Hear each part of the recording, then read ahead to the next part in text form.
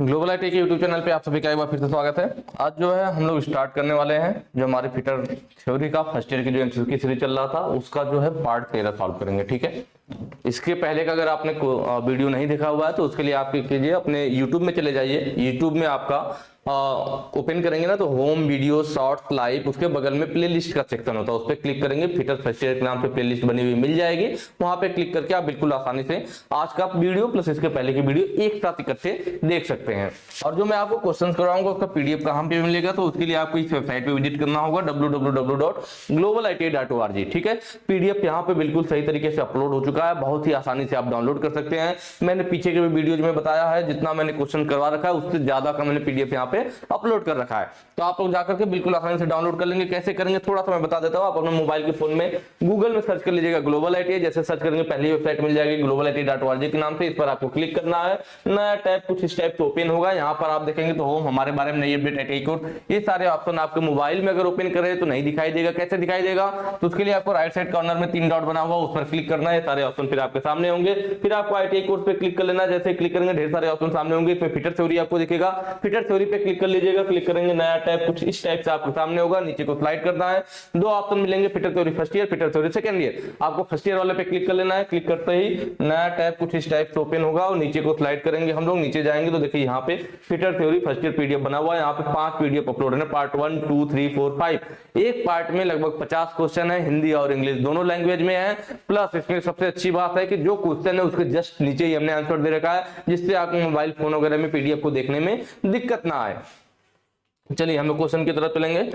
आज का पहला क्वेश्चन हमारा, ग्रूवर का उद्देश्य क्या है। यहाँ पे ग्रूवर दिखा रखा है और जो फिगर है ना, फिगर मैंने अलग से लिया हुआ, फिगर नहीं दिया क्वेश्चन में। आपको सिर्फ एक क्वेश्चन में पूछा है ग्रूवर का उद्देश्य क्या है और 4 ऑप्शन दिए हुए, मैंने फिगर ले रखा है जिससे आपको आसानी से समझ में आए। हालांकि ये क्वेश्चन पहले भी आ चुका है, हम लोगों ने बात भी किया था, मैंने आपको फिगर ड्रॉ करके बताया भी था कि यह जो ऊपर वाला हिस्सा है, जितना मैं लाइन खींचूंगा ना, यहाँ यहाँ यहाँ इस टाइप से, यह जो आकृति है, यह आकृति किसका है, ग्रूवर का है।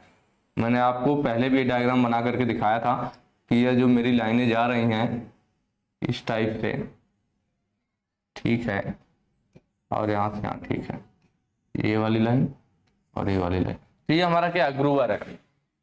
इसका यूज क्या है तो मैंने आपको बताया था, इसकी मदद से हम लोग जो सीट मेटल में जो हमारी सीट होती है, एक इस तरह से मुड़ी हुई होती है, दूसरा इस तरह से मोड़ करके उन्हें आपस में फंसा देते हैं ना। मैंने आपको बताया था कि भाई एक सीट ऐसे होता है हुक टाइप का, दूसरी सीट भी हमारी क्या होती है, दूसरी भी ऐसे हुक टाइप का बना हुआ होता है। इन दोनों को आपस में क्या ऐसे ला करके रखते हैं और इन्हें फंसा देते हैं आपस में। तो यही जो ज्वाइंट कहलाता है वही क्या कहलाता है हमारा, यही हमारे सीट की जो ज्वाइंट कहलाता है ना, यही हमारा कहलाता है सिम ज्वाइंट। ठीक है, ये वाली सीट हो गई, ये वाली सीट हो गई, ये जो ज्वाइंट बनता है सिम ज्वाइंट होता है हमारा। जब 2 सीटों को मोड़ करके आपस में फंसाया जाता है तो सिम ज्वाइंट होता है।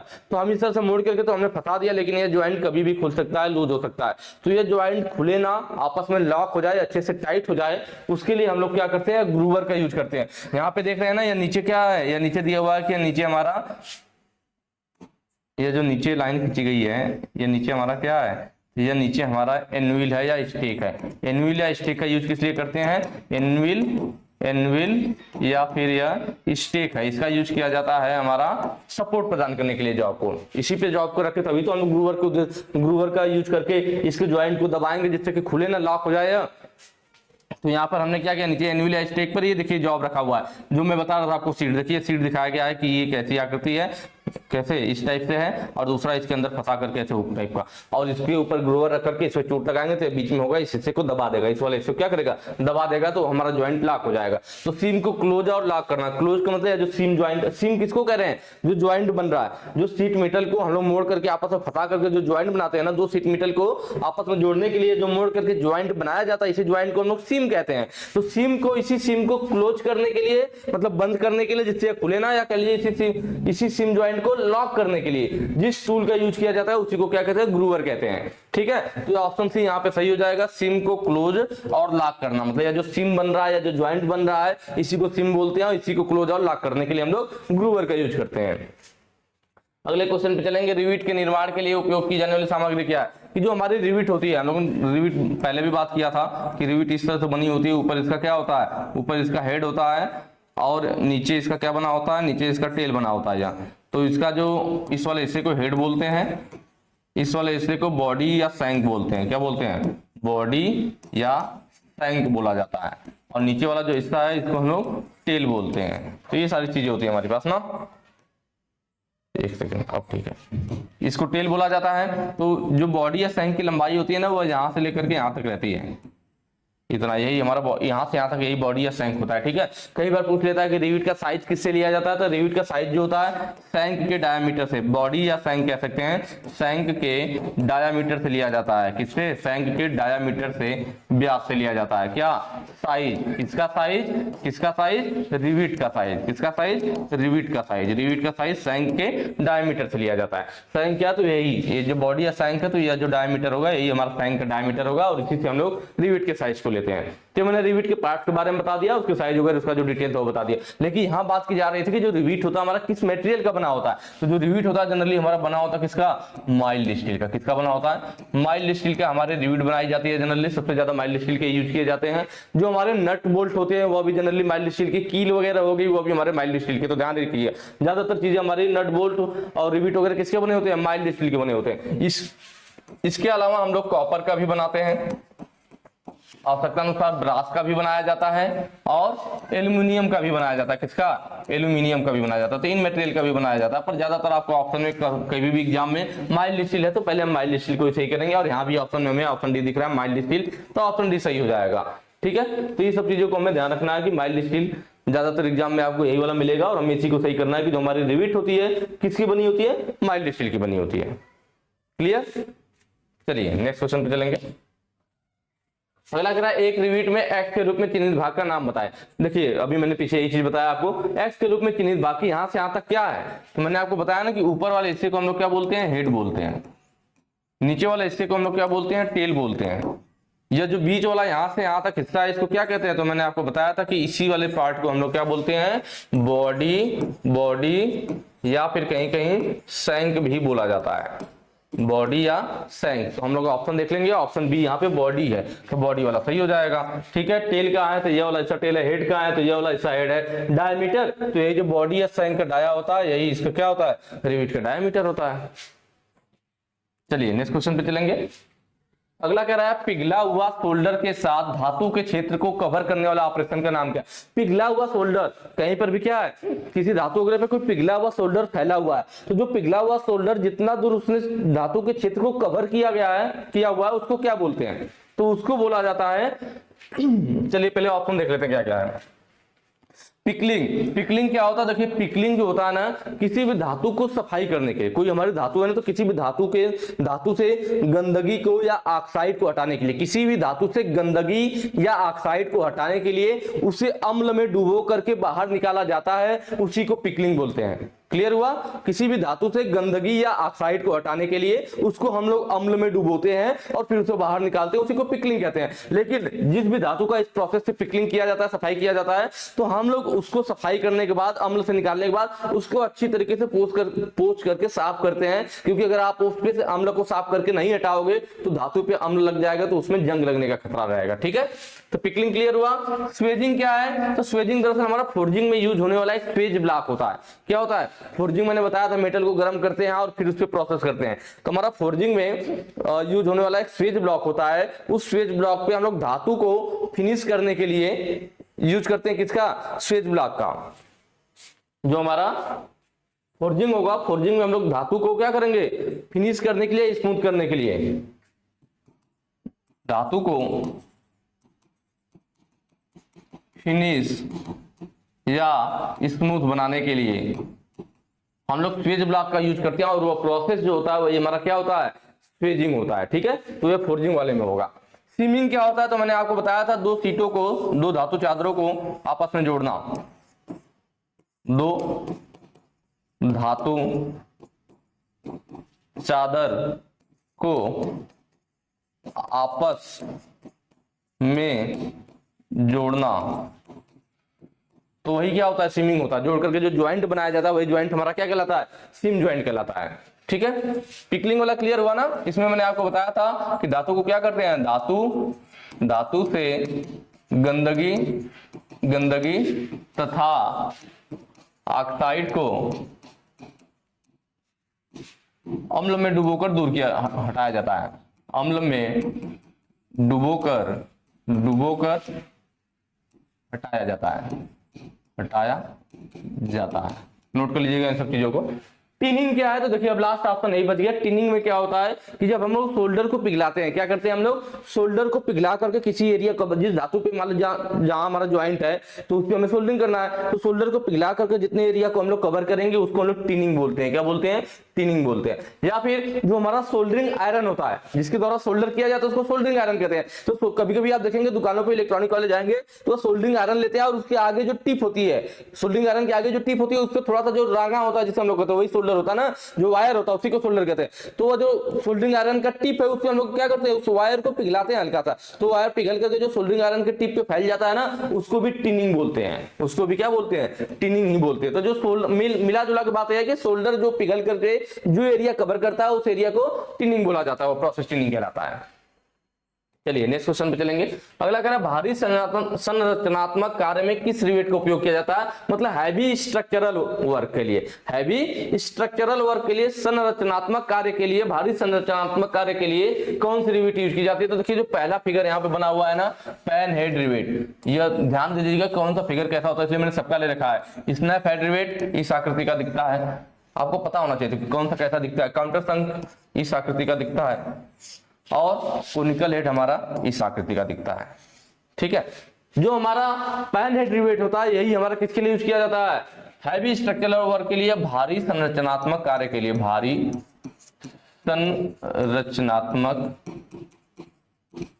कार्य के लिए। ठीक है, तो यहाँ पे क्या होगा, पैन हेड हमारा ऑप्शन सही हो जाएगा। स्नैप हेड रिवेट जो है ये सबसे अधिक, यह जो फिगर दिख रहा है, जो नॉर्मल रिवेट हम लोग ज्यादातर स्नैप हेड वाला ही देखे होंगे क्योंकि सबसे अधिक यही यूज होता है। बाकी आप मुश्किल है कि देखे होंगे पर यह वाले रिवेट जरूर देखे होंगे, क्योंकि कहीं भी देखेंगे आप लगा हुआ रिवेट तो यही वाला दिखेगा, क्योंकि स्नैप हेड जो रिवेट होता है सबसे अधिक यूज किया जाता है और इसके द्वारा जो जोड़ बनता है वो भी मजबूत जोड़ बनता है। इसीलिए हम लोग यही वाला ज्यादा देखे भी है, क्योंकि सबसे ज्यादा अधिक यूज यही वाला होता है ना, स्नैप हेड रिवेट सबसे अधिक यूज, सबसे अधिक यूज और मजबूत जोड़ बनाता है, मजबूत जोड़ बनाता है। ठीक है, काउंटर संक रिवेट, तो यह वाला जो है काउंटर संक रिवेट है और यह कहां यूज होता है, तो जहां पे हमें रिवेट के हेड का प्रोजेक्शन ना बनाना हो, रिवेट के हेड के प्रोजेक्शन को छुपाने के लिए, प्रोजेक्शन को छुपाने के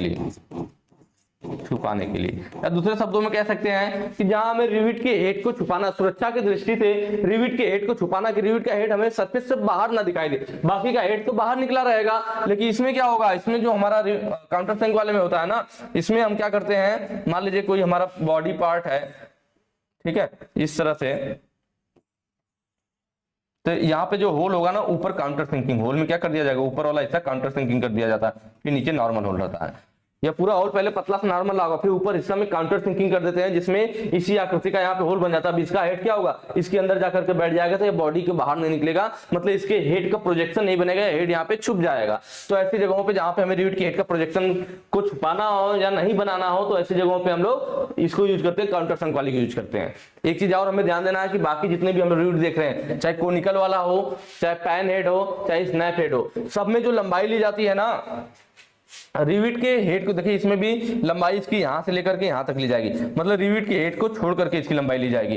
इसकी लंबाई की बात करें तो यहाँ हेड के नीचे से यहां से लेकर के यहां तक, मतलब रिवेट के हेड को छोड़ करके। इसकी लंबाई की बात करें तो यहां से लेकर के यहां तक, रिवेट के हेड को छोड़ करके। लेकिन काउंटर संक रिवेट ऐसा है, देखिए इसमें लंबाई इसकी यहां से लेकर के यहां तक ली जाती है, मतलब काउंटर संक रिवेट में जो लंबाई ली जाती है उसमें उसके हेड को भी शामिल किया जाता है। ठीक है, समझ में आया सबसे बड़ा अंतर, कि बाकी कोई भी रिवेट है सब में उस रिवेट की लंबाई क्या होगा, हेड को छोड़ करके रिवेट की लंबाई ली जाएगी। लेकिन काउंटर संक रिवेट ऐसा रिवेट है जिसमें हेड जो लंबाई होती है काउंटर संक रिवेट की, उसमें उसके हेड की लंबाई को भी शामिल किया जाता है। आप यहाँ फिगर में देख सकते हैं। कोनिकल हेड क्या है, तो देख रहे हैं इसमें आकृति कैसी कोनिकल जैसी बनी हुई है, तो कोनिकल हेड रिवेट इसका यूज किया जाता है हल्के कार्यों के लिए। किसके लिए, हल्के कार्यों के लिए, जहां पे हल्का कार्य हो, हल्का काम हो, तो हल्के कार्यों के लिए हम लोग यूज करते हैं कोनिकल हेड रिवेट। या दूसरे शब्दों में बोला जाए जहां पर हाथ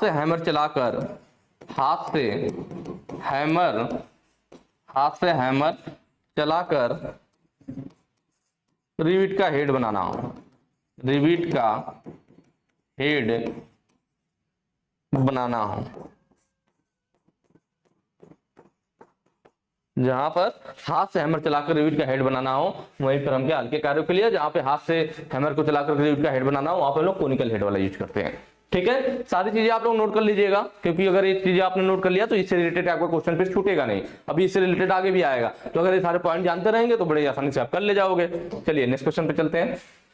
अगला कह रहा है स्नैप हेड रिविट का सपोर्ट करने के लिए करने वाला टूल का नाम क्या है। भाई स्नैप हेड रिविट का सपोर्ट करने के लिए कौन सा टूल यूज करते हैं, ये पूछ रहा है यहाँ पे। ठीक है, तो देखिए स्नैप हेड रिविट का सपोर्ट करना है, मैंने आपको बताया था जो डॉली होता है, डॉली किस लिए होता है, हेड को खराब होने से, मतलब जो रिविट होती है उसके हेड को खराब होने से बचाने के लिए या सपोर्ट प्रदान करने के लिए। चीज मैं पहले भी बहुत अच्छे से बता चुका हूँ, ये सारे फिगर आए भी थे। इसमें एक नया चीज मिलेगा हमें, रिविट स्नैप, उसके बारे में भी मैं बताऊंगा। बाकी डॉली, रिविट से ड्रिफ्ट, इसके बारे में हम लोग पहले ही बात कर चुके हैं। तो डॉली क्या काम करता था, तो देख रहे दोनों फिगर में यहाँ नीचे डॉली लगा हुआ है, यहाँ भी देखिए डॉली लगा हुआ है, इसकी आकृति इस टाइप से है।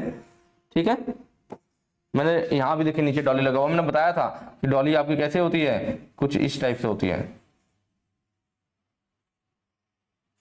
ये हमारा क्या होता है, डॉली होता है। इसमें कैसी आकृति बनी होती है, तो रिविट की हेड के आकार की आकृति बनी होती है। तो जो रिविट का हेड होता है इस डॉली के अंदर आ जाता है, जिससे क्या होता है जब हम इसके ऊपर रिविट पे चोट वगैरह करते हैं तो रिविट का हेड खराब नहीं होता है। या तो डॉली क्या मतलब रिविट के हेड को खराब होने से बचाती है, या कह लीजिए रिविट के हेड को सपोर्ट प्रदान करती है। तो ये पूछा भी था स्नैप हेड रिविट का सपोर्ट करने वाला टूल का नाम क्या है, तो डॉली होता है, जो स्नैप हेड रिविट के हेड को सपोर्ट प्रदान करता है। ड्रिफ्ट क्या होता है, तो ये भी मैंने आपको बताया था। यहाँ पे देखिए ड्रिफ्ट बना रखा है कि जब दो सीटें होती है, दोनों सीटों को आपस में जोड़ना होता है, तो दोनों सीटों में क्या रिविट के द्वारा अगर जोड़ना है, दो सीटों को जब रिविट के द्वारा जोड़ना होता है तो उन दोनों सीटों में होल किया जाता है, और उस होल में रिविट को डाल करके हम लोग ज्वाइंट बनाते हैं। लेकिन उन दोनों होल आपस में पहले एक सीध में आएंगे, तब तो उसमें रिविट डालेंगे। तो जो दोनों सीट है, दोनों सीट में जो होल किया गया, उन होल को एक सीध में लाने के लिए या होल को अलाइन करने के लिए हम लोग ड्रिफ्ट यूज करते हैं। जो ड्रिफ्ट होता है हमारा, यह ड्रिफ्ट जनरली माइल्ड स्टील का बना होता है। किसका बना होता है, ड्रिफ्ट भी हमारा माइल्ड स्टील का बना होता है। और इस ड्रिफ्ट का एंगल कई बार पूछ लेता है, तो 8 डिग्री 19 मिनट होता है। ड्रिफ्ट का जो टेपर एंगल होता है वो कितना, 8 डिग्री 19 मिनट होता है। अब बात करेंगे यहाँ पे रिवेट सेट का, तो यह मैंने आपको बताया था रिवेट सेट मतलब रिवेट को सेट करने के लिए, रिवेट को सेट करने के लिए क्या चाहिए होगा कि जो दोनों सीट है हमारी, जो दोनों धातु की सीटें हैं वह एक दूसरे के नजदीक आ जाए, एक दूसरे के नजदीक आ जाए। तो एक दूसरे के नजदीक कैसे आएंगे, तो उसके लिए हम लोग रिवेट सेट यूज करते हैं। यह फिगर मैंने पहले भी आपको बताया था, मैंने बना करके इस तरह से कि यह हमारा क्या होता है, यही जो है हमारा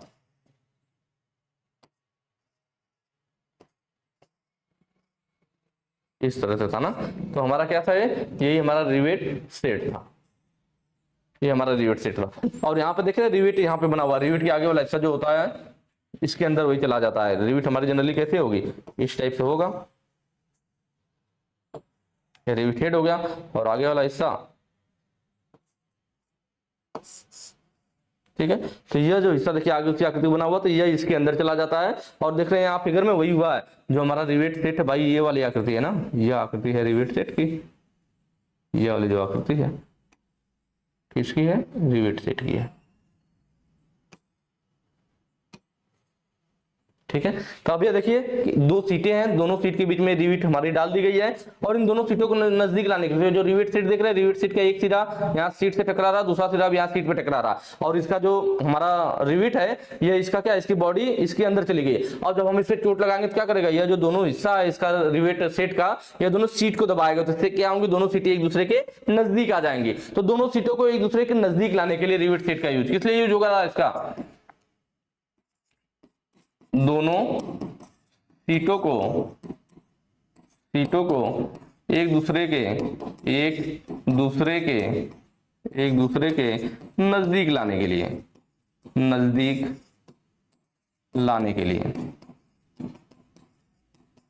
किसका यूज किया हमने, रिवेट सेट का यूज किया। अब आगे आएगा लास्ट वाला क्या, रिवेट स्नैप। रिवेट स्नैप क्या है, तो यह फिगर देखिए आपका, इसमें आगे की आकृति चेंज है, ध्यान दीजिएगा। रिवेट सेट और रिवेट स्नैप में फर्क है। यह आकृति कैसी आकृति बनी हुई है, जैसे रिवेट का हेड होता है वैसे ही आकृति रिवेट स्नैप में बनी हुई है। और आपको मालूम है स्नैप हेड भी हमारे रिवेट का ऐसे ही बना होता है, उसी हिसाब से नाम लिया गया। स्नैप हेड का भी तो ऐसे ही होता है, जो स्नैप हेड रिवेट होता है तो उसका हेड ऐसे ही तो बना होता है स्नैप हेड रिवेट का, तो उसी आधार पर इसका नाम रिवेट स्नैप बना दिया गया है। ठीक है, चलिए ये हो गया हमारा। और नीचे हमारा क्या है, नीचे डॉली रखा गया है, किस लिए रखा गया है, इसको सपोर्ट प्रदान करने के लिए हेड को। तो जब हमें रिविट के दूसरे छोर, भाई एक साइड हमारा क्या होगा, जो रिविट होती है एक साइड हमारा हेड होता है, दूसरे साइड क्या होता है हमारा टेल होता है। तो रिविट के दूसरे छोर पर, रिविट के दूसरे छोर पर हेड बनाना होगा भाई। इसे हम जब डाल लेंगे, दोनों सीट के बीच में डाल देंगे, जैसे यहाँ पे डाला गया, फिर रिविट इसने पहले क्या यूज करेंगे, पहले रिविट सेट यूज करेंगे। पहले हम क्या करेंगे, दो सीटों में होल करेंगे, दोनों सीट के होल को अलाइन करने के लिए ड्रिफ्ट यूज करेंगे। जब दोनों सीटों का होल अलाइन हो जाएगा तो उसमें हम लोग रिविट डाल देंगे। दोनों सीटों में क्या किया हमने, होल में रिविट डाल दिया। रिविट डालने के बाद हमारा क्या काम होगा, दोनों सीटों को एक दूसरे के नजदीक बैठा देना, जिससे कि दोनों सीट के बीच में गैप ना रहे। तो दोनों सीटों को नजदीक बैठाने के लिए हम लोग क्या यूज करेंगे, रिविट सेट यूज करेंगे। रिविट सेट क्या करेगा, दोनों सीटों को नजदीक ला देगा। अब क्या करना है हमें, अब रिविट के दूसरे छोर पे हमें हेड बनाना होगा। जैसा हेड इधर हो वैसा हेड उधर भी बनेगा। दूसरे छोर पर भी क्या करेंगे, हम हेड बनाएंगे। दूसरे छोर पर भी हम लोग हेड बनाएंगे। तो दूसरे छोर पर हेड बनाने के लिए फिर हम लोग रिविट सेट हटाते हैं और वहां पे रिविट स्नैप यूज करते हैं। यह क्या है हमारा, यही हमारा रिविट स्नैप है। ठीक है, इसकी आकृति देख रहे हैं, हेड जैसा ऐसा ही तो बना हुआ है।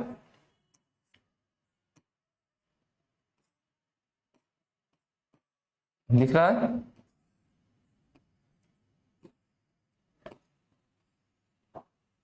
जैसा रिविट का हेड का होता है ना, उसी टाइप से बना हुआ। तो इसको लगा करके जब हम उल्टे साइड से इस पे प्रहार करेंगे तो देखिए नीचे भी हेड बन गया था, ऊपर भी हेड बन जाएगा। तो रिविट के हेड को बनाने के लिए आप कह सकते हो, रिविट के दूसरे छोर पर हेड बनाने के लिए किसका यूज किया जाता है, रिविट स्नैप का यूज किया जाता है। क्लियर हुआ। रिविट सेट करने का मतलब है दोनों सीटों को नजदीक लाना। रिविट स्नैप का मतलब है कि उसका हेड बनाना। यहां से याद आ सकता है स्नैप का मतलब snap head rivet. Snap head rivet कैसा होता है, ऐसा आकृति होता है। तो ऐसी आकृति रिविट स्नैप का भी होगा। जब ऐसी आकृति होगा इसका मतलब हेड को बना देगा। ठीक है, चलिए अगला दिखाए गए रिविटिंग दोष का नाम क्या है। देखिए यहाँ पे एक फिगर दिखा रखा है और पूछ रखा है कि इस रिविट में क्या दोष है। इन प्लेटों को जब जोड़ा गया तो रिविट में कौन सा दोष उत्पन्न हुआ है। तो यहाँ पे 3-4 दोष दे रखे थे, तो जो जो दोष दिया हुआ मैंने उसका फिगर भी ले लिया है, ताकि इसके साथ साथ आपका दूसरा भी क्लियर हो जाए कि दूसरा दोष कैसा होता है, कब होता है। तो पहला दिया प्लेटों के अनुचित जुड़ाव। प्लेटों का अनुचित जुड़ाव कब बोलेंगे, तो जो यह वाला फिगर है यह है प्लेटों का अनुचित जुड़ाव। अनुचित जुड़ाव का मतलब क्या है, देख रहे हैं ना, इन दोनों प्लेटों के बीच में गैप रह गया। अभी हम लोग बार बार पीछे बात कर रहे थे ना कि जब भी हम दोनों प्लेट में होल कर लेते हैं, होल करने के बाद ड्रिफ्ट की मदद से होल को अलाइन कर लेते हैं, फिर उसमें लगाते हैं क्या, रिविट डाल देते हैं होल में।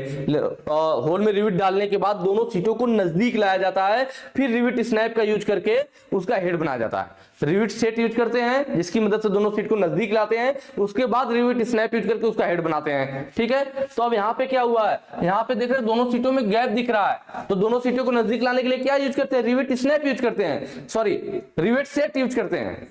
ठीक है, दोनों सीटों को नजदीक लाने के लिए रिवेट सेट यूज करते हैं। इसका मतलब आप कह सकते हो कि जब यहाँ पे ज्वाइंट बनाया जा रहा था तो यहाँ पे इन्होंने क्या किया, यहाँ पे रिवेट सेट यूज करना भूल गए थे, जिसकी वजह से इन दोनों सीटों में प्रॉपर जुड़ाव नहीं हो पाया, वो दूसरे के नजदीक नहीं आ पाए। तो प्लेटों का अनुचित जुड़ाव मतलब प्लेटों में सही से आपस में नहीं जुड़ पाए थे, जिस वजह से जब हम क्या गैप रह गया था, तो जब हम दूसरी साइड हेड बना रहे थे, जब वहां पे हमने प्रहार किया तो यहाँ गैप पार करके आधा हेड यहाँ बन गया, आधा हेड यहाँ बन गया, दो जगह बन गया। तो ये हमारा ज्वाइंट अच्छा नहीं बना, खराब हो गया। ठीक है, किस वजह से, क्योंकि हमारी जो प्लेटें थी वो सही से आपस में नहीं जुड़ी थी। तो वही लिखा है कि प्लेटों के अनुचित जुड़ाव, प्लेट सही से आपस में नहीं जुड़े थे। प्लेटों के बीच बर, तो यह वाला जो ऑप्शन है आपका प्लेटों के बीच में बर रहा है। इसमें देखिए दोनों साइड रिवेट हेड बिल्कुल अच्छे से बना हुआ है, कोई दिक्कत नहीं है। लेकिन इधर देखेंगे तो यहाँ दोनों सीटों के बीच में कोई गैप नहीं, बिल्कुल प्लेन है। लेकिन इधर देखिए यहाँ पे छोटा छोटा ब्लैक सा हिस्सा दिख रहा है ना, और यहाँ पे थोड़ा सा उभरा हुआ सा है। इधर बिल्कुल चिपका हुआ है, दोनों सीटों के बीच में कोई गैप नहीं, पर यहाँ थोड़ा सा गैप क्यों है, क्योंकि इनके बीच में बर आ गया है। जब सीटों को हम लोग काटते हैं ना, तो जिस लीवर मशीन पे, सीयर मशीन पे काटा जाता है ना, हैंड लीवर सीवर के द्वारा, तो जब हम लोग सीयर मशीन के द्वारा काटते हैं सीटों को, तो जब दोनों ब्लेड में ज्यादा क्लियरेंस हो, जब काटने वाली जो मशीन है हमारी, या तो स्निप हो या फिर काटने वाली जो सीयर मशीन है, उनमें जब हम सीटों को काटेंगे, अगर उन दोनों के ब्लेड में ज्यादा क्लियरेंस होगा, जब ज्यादा क्लियरेंस होगा तो काटते समय लास्ट में क्या आएगा, प्लेट हमारी नीचे की तरफ ऐसे मुड़ जाती है। जो प्लेट होती है हमारी नीचे की तरफ मुड़ जाती है, बर आ जाए। क्योंकि जब आप काटोगे भाई बिल्कुल क्लियरेंस कम होगा दोनों के बीच में। जैसे घर पे आप कैंची यूज करते हो, अगर दोनों के ब्लेड के बीच में क्लियरेंस कम है तो बहुत अच्छे से काटती है, पर क्लियरेंस ज्यादा हो जाए तो सही से कपड़े को नहीं काटती है। या फिर अगर आप बत्ती वगैरह काट के देखेंगे तो उसमें बर टाइप का सही से साफ नहीं करेगा, उसमें बर टाइप का निकल जाएगा। तो वही होता है जब हमारा क्या हो, दोनों ब्लेड के बीच में अत्यधिक क्लियरेंस हो शेयर मशीन के, तब उस समय हमारे सीटों में बर बन जाता है, उस वजह से बर इन प्लेटों के बीच में आ जाता है, जिससे ये पूरा एक दूसरे से चिपक नहीं पाती है, उन्हें थोड़ा सा गैप रह जाता है। तो वही है कि प्लेटों के बीच में बर आ गया, इसलिए एक साइड चिपका हुआ और एक साइड थोड़ा सा गैप रह गया है। रिविट का सिरा सांग के साथ केंद्रित नहीं है, तो यह जो फिगर में आपको क्वेश्चन दे रखा था, इसी का ऑप्शन यही वाला सही होगा, सी वाला, कि रिविट का सिरा सांग के साथ केंद्रित नहीं है। आप देख रहे होंगे यह इसका सैंक हो गया रिविट का, यह क्या हो गया, यह रिविट का सैंक हो गया, और इधर क्या हो गया, रिविट का हेड हो गया। ठीक है, तो रिविट का जो हेड हो गया सैंक के साथ, देखिए नीचे वाला क्या है, यह रिविट का हेड है, इसका सेंटर और सैंक का सेंटर दोनों समान है, एक ही समान है ना, कोई दिक्कत नहीं है, नीचे तो ठीक है। लेकिन ऊपर देखिए सैंक का सेंटर यह है, लेकिन रिविट का हेड क्या है, साइड में बना हुआ है थोड़ा, इधर देखिए इतना थोड़ा सा गैप और इधर देखिए इतना ज्यादा गैप, मतलब जो रिविट का हेड का सेंटर वो इधर आएगा और सैंक का सेंटर यहाँ, मतलब रिविट का हेड का सेंटर अलग है और सैंक का सेंटर अलग हो जा रहा है, क्योंकि हेड हमारा थोड़ा इधर को बन गया है। तो वही चीज है, रिविट का सिरा सैंक के साथ केंद्रित नहीं है, सही बात है। यहाँ पे एक साइड तो था, लेकिन दूसरी साइड रिविट का जो सिरा है वो सैंक के साथ केंद्रित नहीं है, दोनों एक ही केंद्र पे नहीं है, दोनों का सेंटर अलग अलग बन रहा है। तो ऑप्शन सी सही हो जाएगा। लास्ट जो है, रिविट का शरीर जो है प्लेट के लंबवत नहीं है। तो यह वाला फिगर देखिए, यह वाला जो फिगर है यहाँ पे क्या है, जो रिविट का जो बॉडी है यह सैंक के साथ, यह देखिए लंबवत है ना, जो रिविट का बॉडी क्या है, रिविट का शरीर प्लेट के साथ लंबवत नहीं, देखिए ये प्लेट है और इसके साथ क्या है, बिल्कुल परपेंडिकुलर लंबवत, तो प्लेट के लंबवत रिविट लगा हुआ है। लेकिन इसमें क्या है, प्लेट के लंबवत नहीं है, ये टेपर में हो गया, हमारी रिविट क्या होगा, टेपर में, मतलब जो हमारी रिविट का शरीर है, जो बॉडी है वो प्लेट के लंबवत में नहीं है। तो ऑप्शन डी वाला होगा, जब वो वाला फिगर दिया होगा तब।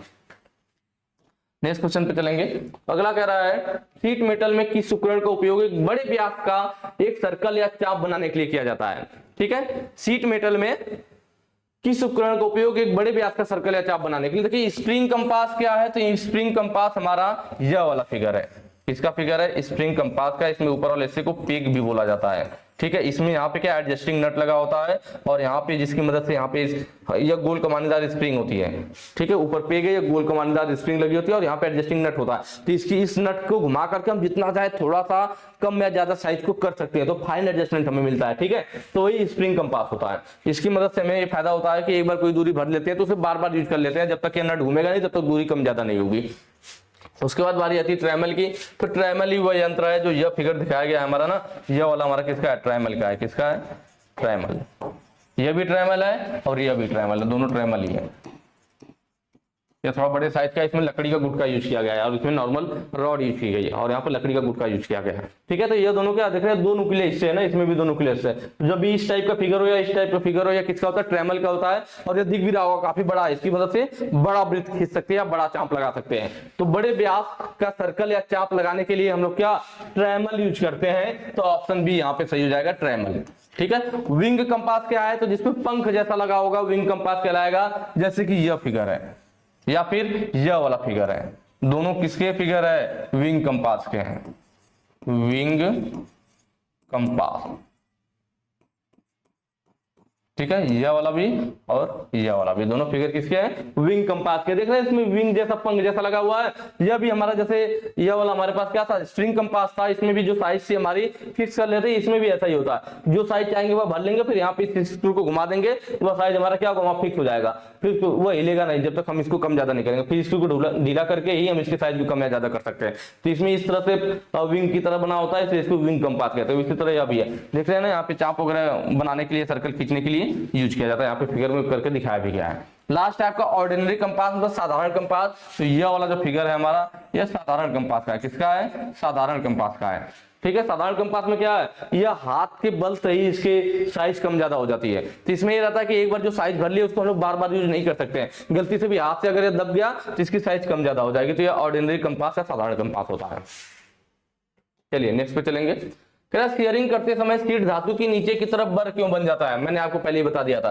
फिगर नहीं दिया हुआ, फिगर मैंने अलग से ले रखा है जिससे थोड़ा आपको समझ में आएगा। ठीक है, कह रहा है कि स्टीयरिंग करते समय सीट धातु के नीचे की तरफ, स्टीयरिंग का मतलब है कोई सीट धातु है उसको हम काट रहे हैं, उसको काट रहे हैं, दो भागों में बांट रहे हैं, जो भी सोच लीजिए, तो वो हमारा क्या हो जाएगा, तो उसके धातु के नीचे की तरफ बर बन जा रहा है। बर क्यों बन रहा है, तो मैंने भी पीछे दिखाया था कि बर बनने से क्या हो रहा था, दोनों प्लेट के बीच में गैप रह जा रहा था, जो क्योंकि बीच में बर आ जा रहा था, तो उन दोनों प्लेट को आपस में सही से चिपक चिपकने नहीं दे रहा था, एक दूसरे के नजदीक नहीं आने दे रहा था। किसकी वजह से? बर की वजह से। बर क्यों आ रहा था? मैंने आपको बताया था कि जब शेयरिंग मशीन पे हम लोग कटाई करते हैं तो जो दोनों ब्लेड होती है, जब दोनों ब्लेड के बीच में अत्यधिक क्लीयरेंस आ जाता है तो उस रीजन की वजह से उसमें बर आ जाता है। तो यहाँ फिगर आप देख रहे होंगे, ये फिगर है हमारे पास, और इसका मैंने पहले भी आप लोग बता रखा है कि इसको हम लोग क्या बोलते हैं, और लीवर हैंडल बोलते हैं। क्या बोलते हैं? लीवर हैंडल बोलते हैं। ठीक है, यह हमारी क्या हो गई यहाँ पे, ठीक है, यह हमारी अपर ब्लेड हो गई, यह वाला जो है हमारा क्या हो गया, अपर ब्लेड, और यह हो गई हमारी क्या, लोअर ब्लेड, और यह हमारा क्या होता है, क्लैंपिंग डिवाइस होता है, क्लैंपिंग डिवाइस, और यह हमारी जो होती है बॉडी होती है। इसमें क्या होता है, जो ये हमारा दोनों ब्लेड है ना, इनके बीच में देखिए हम क्या कर रहे हैं, शीट को रख करके काट रहे हैं। तो जो हमारा ऊपर वाली ब्लेड है या अपर ब्लेड और लोअर ब्लेड, अगर इन दोनों के बीच में क्लियरेंस ज्यादा हो जाए, जब आप चलाएंगे इनके बीच में क्या हो, क्लियरेंस ज्यादा हो जाए। जब क्लियरेंस ज्यादा रहेगा मतलब इन दोनों में गैप ज्यादा आएगा बंद करने पे, तो इसको जब काटेगा तो लास्ट में क्या होगा, नीचे तक मुड़ करके कटेगा, बर आ जाएगा। मतलब जो सीट होगी क्या होगी, जब क्लियरेंस ज्यादा होगा तो सीट लास्ट में जब काटेंगे तो कटेगी तो, लेकिन नीचे की तरफ थोड़ा मुड़ जाएगी, मुड़ के उसमें बर टाइप का बन जाएगी। जैसे कि ये देखिए दिखाया गया कि यह ब्लेड है, यह ब्लेड है, देखिए इनमें इतना क्लियरेंस हो गया ना, ये दिखाया गया कि एक ब्लेड इधर है, एक ब्लेड इधर है, दोनों के बीच में लगभग इतना ज्यादा क्लियरेंस आ रहा है। जब क्लियरेंस ज्यादा है, टू मच क्लियरेंस है, जब किसी मेटल काटेंगे तो देखिए कैसे बनेगा, उसके लास्ट में ऐसे थोड़ा नोच जाएगा, यहाँ पे इस टाइप से बन जाएगा। देख रहे हैं ना, मुड़ करके नीचे को लटक जा रहा है, क्योंकि क्लियरेंस ज्यादा की वजह से वो कटते कटते थोड़ा मुड़ करके लटक जा रहा है, तो उसी को बर बोलते हैं। तो वो बर जब आ जाता है तो सही से उनको आपस में प्लेटों को चिपकने नहीं देता है। तो ये पूछ रहा था कि बर क्यों बनेगा, क्लियरेंस ना होने के कारण, देखिए लास्ट ऑप्शन अत्यधिक क्लियरेंस होने के कारण। जब अत्यधिक क्लियरेंस हो जाएगा तो उस वजह से काटते समय उसमें बर बन जाता है। अगला देखिए, भाग एफ का नाम क्या है, इसमें पूछ रखा है कि इस पार्ट का नाम क्या। अभी मैंने पीछे जस्ट आपको बताया अभी कि इसको हम लोग क्या कहते हैं, क्लैंपिंग डिवाइस कहते हैं या क्लैंप भी बोलते हैं। ठीक है, यह हमारा क्या, लीवर हैंडल है, क्या है, लीवर हैंडल है। यह हमारा क्या है, यह हमारा अपर ब्लेड है, अपर ब्लेड। यह हमारा क्या है, यहाँ पे यह जो नीचे वाला होगा यह लोअर ब्लेड होगा, लोअर ब्लेड, अपर ब्लेड हो गया, लोअर ब्लेड हो गया। ठीक है, और यह जो प्लेट जिस पे रखा गया है हमारी बेस प्लेट होती है। ठीक है,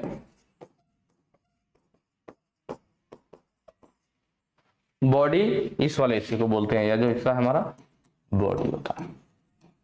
यहाँ पे पूछा था इस वाले हिस्से को एक्स करके, तो यह क्या है हमारा, क्लैंप है, तो ऑप्शन जो बी सही हो जाएगा, क्लैंप। चलिए नेक्स्ट पे चलेंगे। अगला है, शीट मेटल में कार्य में, शीट मेटल के कार्य में ग्रूवर का उपयोग क्या है। देखिए ये तो कई बार हो गया ना, पीछे वाले वीडियो में भी करवाया था, अभी आज शुरू में फिर वीडियो में आया था। ग्रूवर का काम क्या है शीट मेटल में, फिर मैंने फिगर अलग से ले रखा है, वही वाला फिगर सेम कि भाई हमारा ग्रूवर है और यहाँ पे नीचे एनविल या स्टेक रखा गया है। ग्रूवर का फिगर कितना है, यही वाला हिस्सा इतना ग्रूवर का है, ये हमारा क्या ग्रूवर का फिगर है। ठीक है, तो ग्रूवर का काम क्या था कि जब दो सीटों में सीम ज्वाइंट बनाया जाता है, एक सीट को इधर को मोड़ दिया, इधर दोनों को फंसा दिया, सीम ज्वाइंट बना दिया, तो यह ज्वाइंट जल्दी खुले ना, इसके लिए हम लोग क्या करते हैं, इसके लिए हम लोग ग्रूवर का यूज करते हैं। ग्रूवर की मदद से दोनों सीट के ज्वाइंट को आपस में लॉक किया जाता है या क्लोज किया जाता है, दोनों ज्वाइंट को आपस में लॉक या क्लोज किया जाता है, किसकी मदद से, ग्रूवर की मदद से। तो ऑप्शन आपका कौन सा सही हो जाएगा, ऑप्शन सी सही हो जाएगा, क्लोजिंग ऑफ सीम। मतलब जो ज्वाइंट बन रहा है, सीम ज्वाइंट बन रहा है, उसी को क्लोज करने के लिए या लॉक करने के लिए ग्रूवर का यूज किया जाता है, पहले भी आ चुका है। चलिए नेक्स्ट है हमारा, देखिए यह भी मैं आपको पहले बता चुका हूं, पहले आपने देखा होगा, बिल्कुल आसानी से कर लोगे। हल्की असेंबली के काम में कौन सा रिवेट का उपयोग किया जाता है, मैं दोबारा नहीं बताऊंगा। पैन हेड मैंने बताया था, यह फिगर पैन हेड का या भारी संरचनात्मक कार्यों के लिए यूज किया जाता है। स्नैप हेड रिवेट यह वाला या सबसे अधिक यूज होने वाला रिवेट है, मजबूत जोड़ बनाता है। काउंटर संक रिवेट यह वाला रिवेट है, जहां हमें रिवेट के हेड का प्रोजेक्शन नहीं बनाना होता है, प्रोजेक्शन को छुपाना होता है, वहां पे हम लोग क्या करते हैं, काउंटर संक रिवेट यूज करते हैं। और कोनिकल हेड मैंने बताया था, जहां पे हाथ के द्वारा हैमर को चलाकर रिवेटिंग करनी हो, या फिर हल्के कामों के लिए कोनिकल हेड रिवेट का यूज किया जाता है। तो हल्की असेंबली के लिए पूछा भी था, तो यहाँ पे ऑप्शन डी आपका सही हो जाएगा। ठीक है, नेक्स्ट पे चलेंगे। अगला कह रहा है रिवेट के हेड के दूसरे छोर को बनाने के लिए किस उपकरण का उपयोग किया जाता है। देखिए ये क्वेश्चन आया तो नहीं था, लेकिन पीछे इस चीज से रिलेटेड जब ऑप्शन वाला हम लोग सॉल्व कर रहे थे तो मैंने आपको बता दिया था। क्या बता दिया था कि जो डॉली होता है हमारा, डॉली क्या करता है, डॉली हमारा रिवेट के हेड को सपोर्ट प्रदान करता है। रिवेट के हेड को सपोर्ट प्रदान करने के लिए हम लोग क्या डॉली यूज करते हैं। ड्रिफ्ट हमारा तो जो दो सीटें होती है उनके होलों को एक सीध में लाने के लिए, अभी मैंने शुरू में बताया था इसलिए मैं ज्यादा इस पर नहीं जाऊंगा, थोड़ा थोड़ा बता दे रहा हूँ, ठीक है। स्टार्टिंग वाला क्वेश्चन देख लीजिएगा। ड्रिफ्ट क्या कर रहा था, दो सीट के होल को एक सीध में लाने के लिए, होल को अलाइन करने के लिए हम लोग यूज कर रहे थे। ड्रिफ्ट का एंगल भी मैंने बताया था, ये माइल्ड स्टील का ड्रिफ्ट बना होता है, 8 डिग्री 19 मिनट का एंगल होता है इसका टेपर कोड। रिवेट सेट क्या होता है, तो दो सीटों को नजदीक लाने के लिए, दो सीटों को एक दूसरे के नजदीक लाने के लिए। मैंने आपको बताया था कि सबसे पहले अगर दो सीटों में रिवेटिंग हमें करनी है तो दोनों सीट में सबसे पहले होल करेंगे, फिर दोनों सीटों को होल को एक सीट में लाने के लिए ड्रिफ्ट यूज करेंगे। जब होल एक सीट में आ जाएगा तो उसमें हम लोग रिवेट डाल देंगे। रिवेट डालने के बाद दोनों सीटों को नजदीक लाने के लिए रिवेट सेट यूज करेंगे। जब दोनों सीटें एक दूसरे के नजदीक आ जाएंगी तो उसके दूसरे छोर पे हेड बनाने के लिए रिवेट स्नैप यूज किया जाएगा। तो वही यहाँ पे पूछा था कि रिवेट हेड के दूसरे छोर को बनाने के लिए तो क्या यूज करते हैं, रिवेट स्नैप यूज करते हैं। इस फिगर में आप देख रहे होंगे ये किसका फिगर है, रिवेट स्नैप का। जैसा हेड बना होता है उसी टाइप में इसमें देखिए आकृति कटी हुई है ताकि दूसरे छोर पे हेड को बनाया जा सके। चलिए नेक्स्ट क्वेश्चन पे देखेंगे। अगला कह रहा है सीट मेटल वर्क में इस नॉच का क्या नाम है। यह सीट मेटल यहाँ पे दिखा रखा है, इसको हमने इस तरह से मोड़ करके इसको बनाया है, ठीक है। ये पहले कैसी रही होगी सीट, अभी मैं आपको बताऊंगा बिल्कुल आसानी। नॉच मैंने बताया था कि जो टुकड़ा कोई भी सीट में कोई आकृति बनाते समय जो हिस्सा उसका ओवरलैप करता है उस हिस्से को काट करके निकाल दिया जाता है, और वो जो बेकार हिस्सा काट करके निकाला जाता है उसी को हम लोग नॉच कहते हैं, ठीक है। मैंने बताया था नोचना से भी याद कर सकते, कोई चीज नोच करके निकाल देना तो नॉच होता है, ठीक है, उससे भी याद रख सकते हो। तो यहाँ पे पहले सीट कैसी रही होगी, तो जिस आकृति का काट करके हम लोग उसमें से निकालते हैं उसको वही नॉच का नाम दे देते हैं। जैसे अगर यह आकृति हमें बनाना था तो सबसे पहले यह कैसा रहा होगा, पहले यह सीट ऐसी रही होगी, यह सीट हमारे पास ऐसी रही होगी। फिर हमें क्या करना था, इसको यहां से ऐसे मोड़ना रहा होगा, यहां से मोड़ेंगे, फिर इधर से भी मोड़ेंगे, फिर इधर से भी मोड़ेंगे, फिर इधर से भी मोड़ेंगे। तो पहले क्या भाई दोनों साइड से, इधर से दोनों साइड से 90 डिग्री पे मोड़ दो, फिर इधर से 90 डिग्री पे मोड़ दो, तो ऐसा बॉक्स जैसा बन जाएगा ना। ये दोनों हिस्सा इसका 90 डिग्री पे ऐसे मोड़ दो, फिर इधर से भी 90 डिग्री पे मोड़ दो। लेकिन जब इधर से भी मोड़ेंगे इधर से तो क्या होगा, यहाँ वाला हिस्सा इसका दिक्कत करेगा, मुड़ने नहीं देगा, वहां पे ओवरलैप करेगा। इसलिए यह इस आकृति का बनाने के लिए बॉक्स हमें क्या करना पड़ेगा, यहाँ से यह इतना हिस्सा काट करके हमें निकालना पड़ेगा। वैसे ही इस कॉर्नर से भी यह हिस्सा हमें काट करके निकालना पड़ेगा। जो यह हिस्सा काट के निकालेंगे तो यह कैसा हिस्सा निकलेगा, ऐसा ही तो निकलेगा। कैसा हिस्सा निकल रहा है, स्क्वायर जैसा निकल रहा है। तो जैसा आकृति हम काट करके निकालते हैं वही नॉच उसका नाम, यही नॉच है हमारा, जो काट करके निकालेंगे उसी को नॉच बोलेंगे। तो कैसा आकृति काट करके हमने निकाला, स्क्वायर आकृति काट करके निकाला, तो इसको हम लोग स्क्वायर नॉच बोल देंगे। क्या बोल देंगे कि यह बॉक्स बनाने के लिए हमें कौन सा नॉच काट के निकालना पड़ा, स्क्वायर नॉच काट के निकालना पड़ा, ठीक है। तो जब हम यह काट करके निकाल देंगे तो हमारे पास सीट कुछ इस आकृति की हो जाएगी,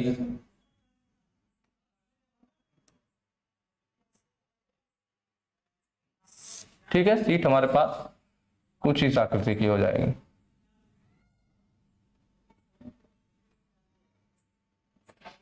एक सेकेंड, ठीक है।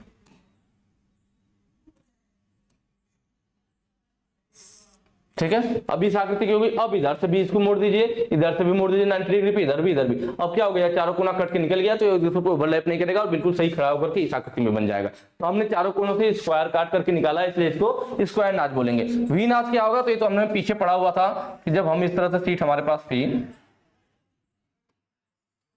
तो सीट को हमें यहां से पहले 90 डिग्री पे मोड़ना था, फिर सेंटर से मोड़ना था। तो यह क्या हो रहा था, ओवरलैप कर रहा था। तो हमने क्या किया था, 45 डिग्री इधर 45 डिग्री इधर, मतलब टोटल कितना हो गया, 90 डिग्री हो गया। तो इस आकृति का यहाँ पे हमने काट के निकाला था। तो कौन सी आकृति कट के निकल रही थी, वी आकृति कट के निकल रही थी। तो इसको हम लोग वी नॉच बोलते हैं, इसको वी नॉच बोला जाएगा, ठीक है। स्लैंट नॉच मतलब जब कहीं पे हमें तिरछा कट लगाना हो, कोई हमारे पास सीट है वहां पे हमें मोड़ना ओढ़ना है, मान लीजिए इसको, तो हमने यहाँ पे थोड़ा तिरछा कट ऐसे लगा दिया और इसको जो मोड़ा था, जो तिरछा कट लगाएंगे तो स्लैंट नॉच कहलाएगा। और वहीं पर हमारा क्या हो, स्ट्रेट नॉच, मान लीजिए कोई सीट है, हमें बीच से हम लोग क्या करें, थोड़ा सा यहाँ पे कट लगा दें यहाँ से मोड़ने के लिए, थोड़ा सा सीधा कट लगा दिया तो स्ट्रेट नॉच, तिरछा कट लगा दिया तो स्लैंट नॉच, ठीक है। वी आकृति में काट करके निकाल दिया तो वी नॉच, स्क्वायर आकृति काट करके निकाल दिया तो स्क्वायर नॉच। तो इस तरह से आप बिल्कुल आसानी से पहचान सकते हैं। चलिए नेक्स्ट क्वेश्चन पे चलेंगे।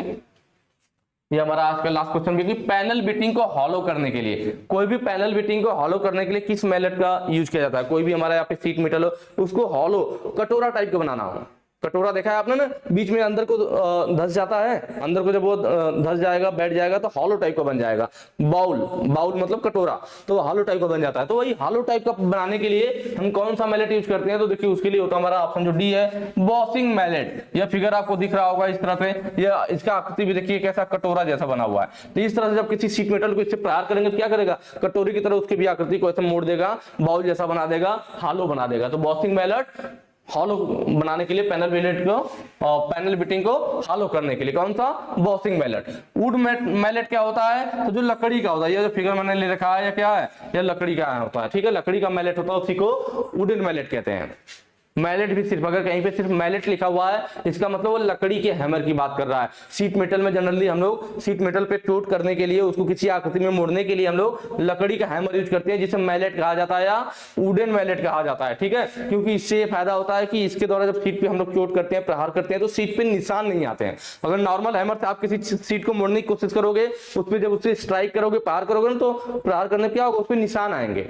तो शीट मेटल पे हमारा निशान ना आए, इसके लिए हम लोग क्या होता है, लकड़ी का मैलेट या वुडन मैलेट यूज करते हैं, या सिर्फ इसे मैलेट भी कहा जाता है। तो आज की वीडियो में इतना ही, और हमेशा की तरह मैं यही कहूंगा कि अगर वीडियो अच्छी लगी है तो ज्यादा से ज्यादा शेयर कीजिएगा, और आगे के जो क्वेश्चन है हम लोग नेक्स्ट वीडियो में करेंगे। Thank you.